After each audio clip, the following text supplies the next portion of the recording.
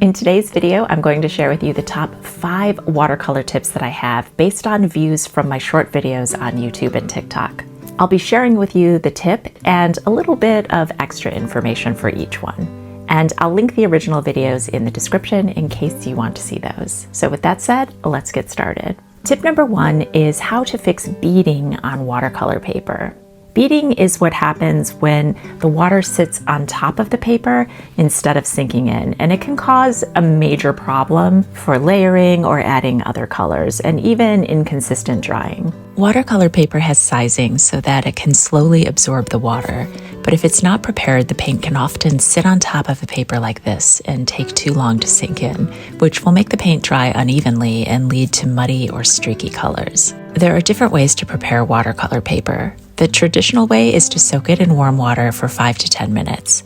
I'm demonstrating with cotton as well as cellulose or wood pulp paper here. After it's soaked, lay it on a surface. I like to use the glass of old picture frames, but you can also use wood. And then take a wet sponge and lightly brush over the surface to remove the excess water. Be careful not to scrub the paper because you don't want to remove the sizing or mess with the surface of the paper. Your goal here is to remove any excess external sizing that was put on the paper for transport. After it's dry, it's ready to use. A more simple way to prepare the paper is to simply wet both sides and allow it to dry. I usually use a large brush for this. I wet the back of the paper, lay it on a glass surface, again you can also use wood, and then wet the front with a soft brush. I prepare the paper in sketchbooks using this method. I put something waterproof beneath the sheet I'm preparing, like this plastic bag. You can also use a sheet of acetate or anything else waterproof, and wet the page. Set it aside to dry, and then it's ready to use. Watercolor paper has both internal and external sizing that allows the paint to sink into the paper slowly, but if there's too much sizing on the top, the paint can pool in certain areas and take too long to sink in. Here are both cotton and cellulose strips that have been untreated, and I also have examples of cotton and cellulose paper that have been soaked and also prepared the faster way. You can see that after 5 minutes, the unprepared paper is still very wet and the paint isn't sinking in.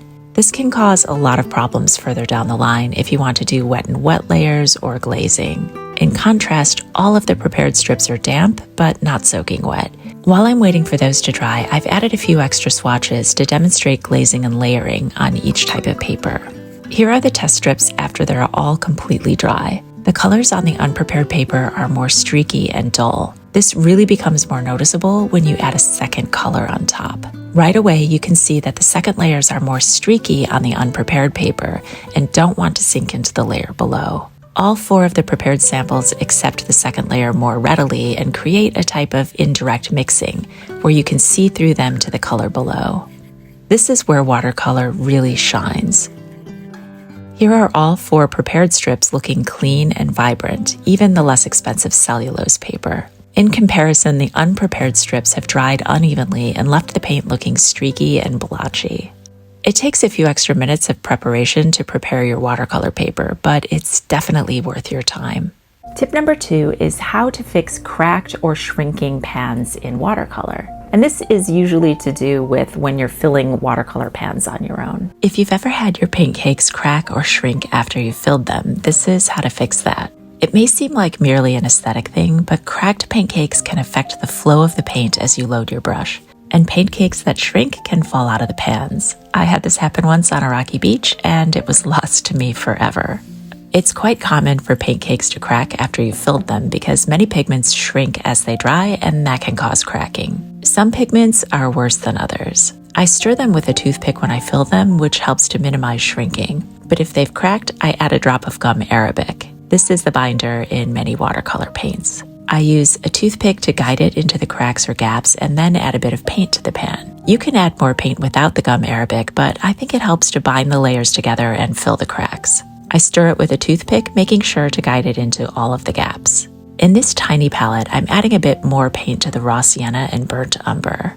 I do it the same way, adding a touch of gum arabic and then topping it up with a bit of paint and stirring it into the spaces.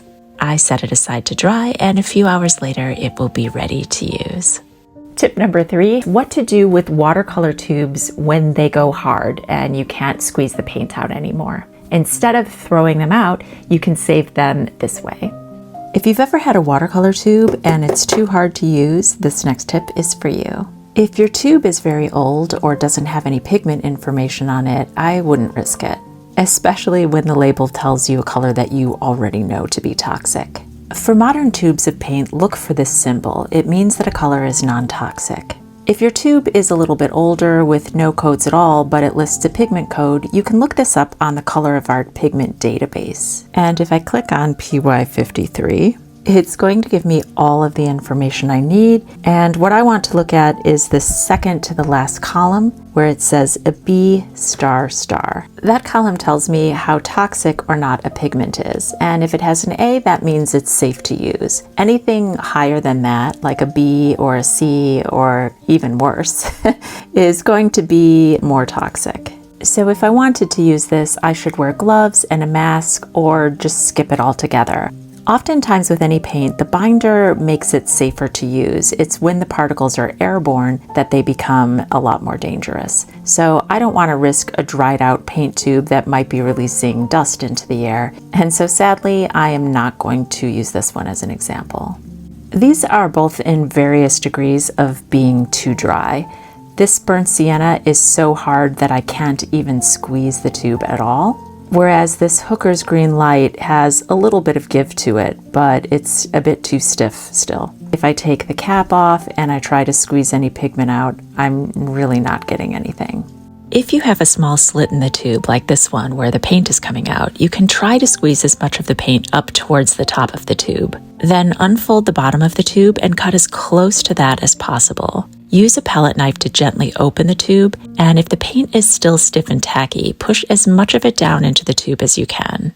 Then use some gum arabic and a pipette. Gum arabic is the main binder in many different watercolor brands. Sometimes manufacturers will use oxgall or honey, and if you don't have gum arabic, you can use honey for this or try using a little bit of water. Slowly add a few drops of the gum arabic into the open tube, and then use a shish kebab skewer to push it down in there and stir it up. You can do the same thing from the top of the tube as well, but sometimes the paint is too dry at the opening, and in this instance there was already a slit at the bottom of the tube.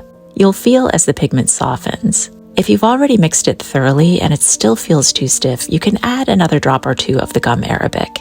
You don't want to add so much that it alters the paint formulation, but you do want to add enough to soften it. The shish kebab skewer is handy because it allows you to reach the full length of the tube.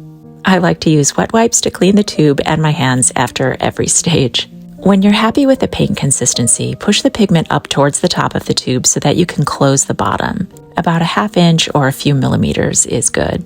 And then to close the bottom of the tube, use a ruler and some needle nose pliers. The pliers are optional, but helpful. Press down on the tube and lift the bottom up. Then use the pliers to crimp the seam. This will help prevent the paint from getting hard again. Wipe away any excess paint and do this one more time for a secure seal. But be careful as you do this that you're not too vigorous because you don't want to accidentally puncture the tube. After it's sealed, knead the tube gently to make sure the gum arabic is thoroughly mixed, and then you can take the cap off and your paint is ready to use. A bonus tip is to make sure that the paint is level with the top of the tube before you put the cap back on to help prevent any air from getting back into the tube. This will help preserve your paint tubes for longer. You can then wet the paint and it's as good as new. If the tube is completely hard like this one, and you can actually hear it cracking as you press on the tube, you can open it up and make paint cakes out of it. You can add it to a watercolor pen as it is, or use a plastic bottle cap. Another option is to add gum arabic and use a muller to remix it into a wet consistency and place it into an empty watercolor tube or a container with a lid. But remember that using the latter is going to allow more air into it and will make it dry out faster. To open the tube, you'll need scissors and a craft knife. Again, cut the bottom off. You can see how dry this one is inside. You could try adding gum arabic like we did on the other one and allowing it a few hours to be absorbed, but there's no guarantee it will work when it's this dry. Instead, cut a slit down the whole length of the paint tube. Be careful and always cut away from your hands. Notice how dry the paint is as it falls out of the tube, which is why you only want to try this with non-toxic pigments. In this case, I don't like the look of all the white on the paint. It's possibly just oxidation or corrosion from the inside of the paint tube, but I'll always place safety first, and in this case, I'm just going to dispose of the whole tube. Instead, I'm going to use this tube that's nearly empty with just a little bit of paint stuck at the top. I can see that this tube has the AP symbol on it, which means it's non-toxic, so I'll cut the tube lengthwise and then cut it across the top like a T formation. If you care about your furniture, make sure to use a cutting mat underneath. Notice all of the pigment on the blade. I can add this paint to a pan of the same color, but I'm going to show you here how I create a new pan with it. I'll use a toothpick to gently pry the tube open, and I can use that or a palette knife to scrape out all of the paint and add it to the paint pan. Notice how much paint is still left in the tube that would normally just get thrown away. This is why I save all of my paint tubes. I'll then scoop out all of the paint from the top of the tube and take the cap off to make sure I get it all. And then after I've removed all of the paint that I can, I'll stir it up and write the name, pigment number, and manufacturer on the sides of the pan and set it aside to dry. It can later be reactivated with water and used as a normal paint pan. If you want to be extra frugal, you can keep the open tube and cap and use them until the paint is all gone. You'll be amazed at how much paint you can save by doing this. It's still perfectly usable and you can get many extra paintings from it. Tip number 4 is what to do when your paint cakes fall out of the pans. And no, the answer is not to glue them back in. If you've ever had your palette tip and paint pans and paint cakes fall out, this tip is for you. Sometimes you can just pop the paint back into place, but other times the paint cakes fall out of the pans. If you have several of them happen at once, or if some of them are too dark to distinguish the color, this can be incredibly frustrating, especially if you're new to painting and unfamiliar with the colors. Usually you can tell where the paint cakes go by the name on the outside of the paint pans, but if they're too dark, you can just make a mark on some paper like a pencil. This will help you decipher what most of them are without having to re-wet them. Do not glue them into the pans. This will negatively impact the paint as you near the end. Instead, add a few drops of water to the bottom of the empty pan and then wet the bottom of the paint cake with your paintbrush. It's not necessary to do this last part, but I think it helps. Then gently press it into the pan and it will create a natural seal. If you don't have a pipette, just add a few drops of water with a paintbrush. As I already mentioned, it's common for pigments to shrink as they dry, and re-wetting them revives the binder and helps them stick to the pans. When you're finished, your paints should all stay in place. You don't even need to wait for them to dry. If you'd like an easy way to keep your paint pans in your palette, you can use magnetic strips or dots for metal palettes. Peel the backing and stick it to the bottom of the paint pan and it will stick to anything metallic. For plastic or aluminum palettes, I like to use blue or white tack. You only need to add a tiny piece to the bottom of each paint pan and it will hold it securely. Now, if you tip your palette over, everything will stay in place and nothing will fall out. If you're a plein air artist like me, this is especially helpful. And tip number 1 is how to use a watercolor sponge. Have you ever wondered why some watercolor palettes come with a little sponge? This Field Pocket Box by Winsor & Newton comes with one, and I'll show you 4 different ways to use it. If your palette doesn't come with a sponge, you can always add one of your own. The first way is to wet the clean sponge and use it to wet your paper. This will prepare it for painting. Wait for the paper to dry and your paper is ready to paint. You can also do this to wet your paper for the wet-on-wet technique. A second way is to squeeze out the extra water and use the damp sponge to lift paint and create different effects like soft, fluffy clouds.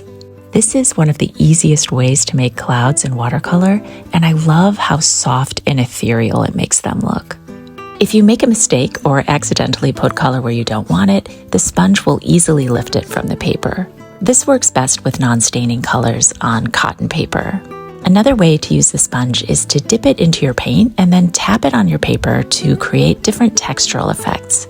This is especially useful for trees or foliage, but it can be used for many different textures. Finally, you can use the damp sponge to clean your brush or blot out extra water while you're painting. A sea sponge is often preferred because of its irregular patterns and super absorbency, but any sponge can be used. This inexpensive little tool can help you create lovely paintings that have a variety of different textures. I hope you've learned one or two new things that you didn't know before. And if you liked today's video, check out my Patreon where I have drawing and painting lessons. I have free art and a podcast and other behind the scenes information. And if that's not an option for you, make sure that you're subscribed here so that you don't miss my next video. Thank you so much for watching. I hope that you have a beautiful day with many happy painting adventures of your own.